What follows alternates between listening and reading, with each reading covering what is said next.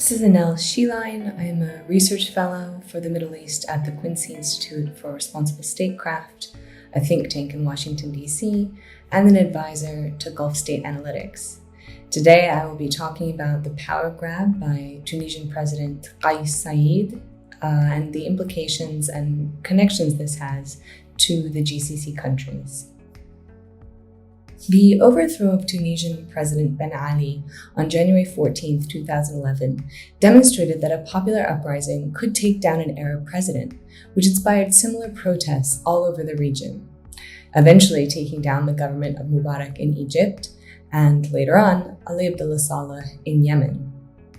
In subsequent democratic elections, Ennahda took power in Tunisia. Ennahda is an Islamist movement which was established in 1981 that was inspired by the Muslim Brotherhood, first established in Egypt in 1928. Relatedly, Egypt's President Mubarak was eventually replaced by Muslim Brotherhood candidate Mohamed Morsi. And this was very threatening for Gulf countries.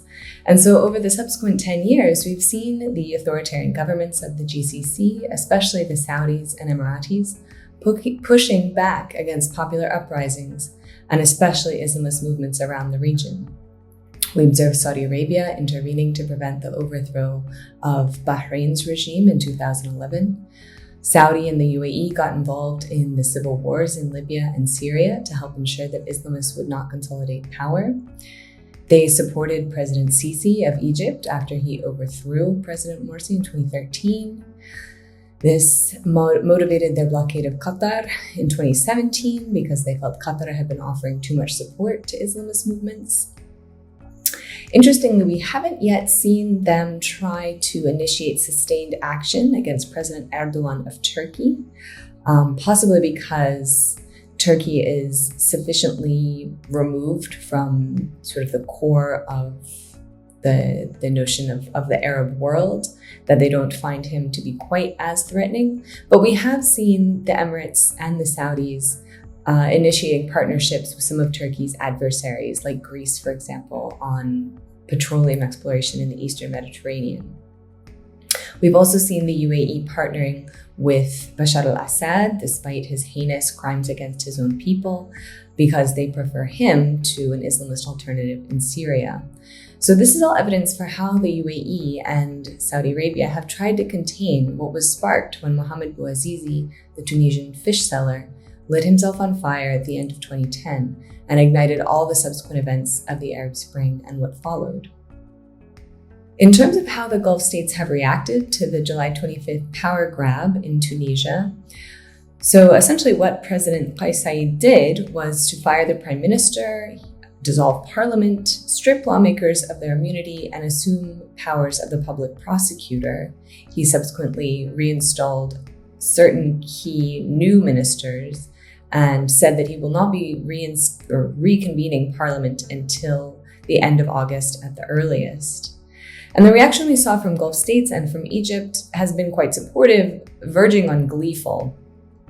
Claire Parker of the Washington Post compiled the following reactions for her July 27th article. She quoted the Saudi paper Al-Qaz as writing, "The Tunisia revolts against the Brotherhood."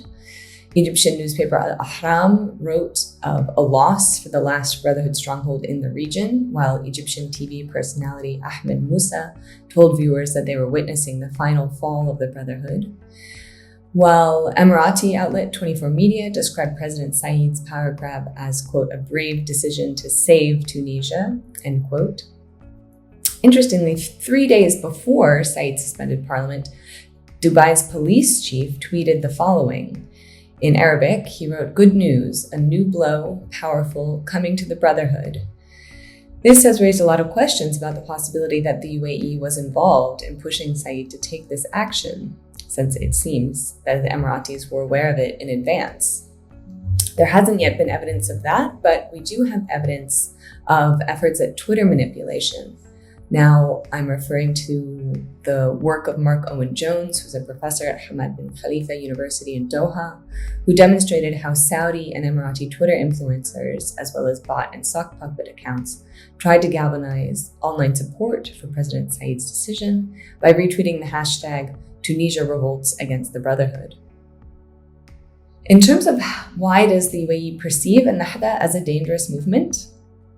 So essentially, if Islamist parties could take power and govern effectively and demonstrate that democratic systems offer better outcomes for their people, that would have put intense pressure on ruling elites in the rest of the region to either implement significant reforms that would have constrained their own power, which they're not interested in doing, or risk being overthrown themselves.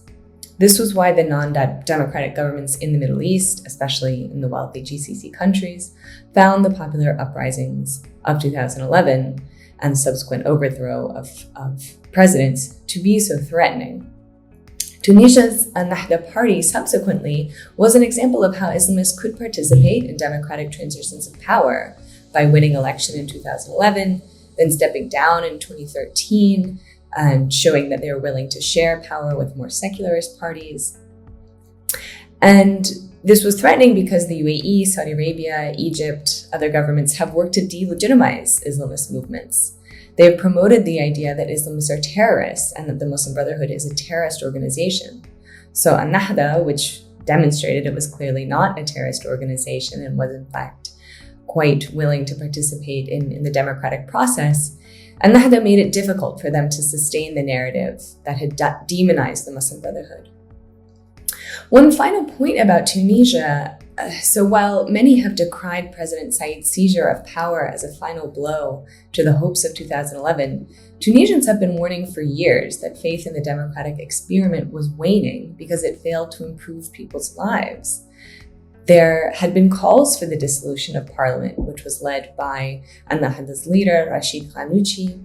And so President Said, when he was elected, he was not previously a politician. He is a professor of constitutional law, and he was brought in because people wanted something else. They felt that their government wasn't working for them. It had not worked to improve their lives. It was deeply corrupt. And so there have been many in Tunisia who have supported this power grab.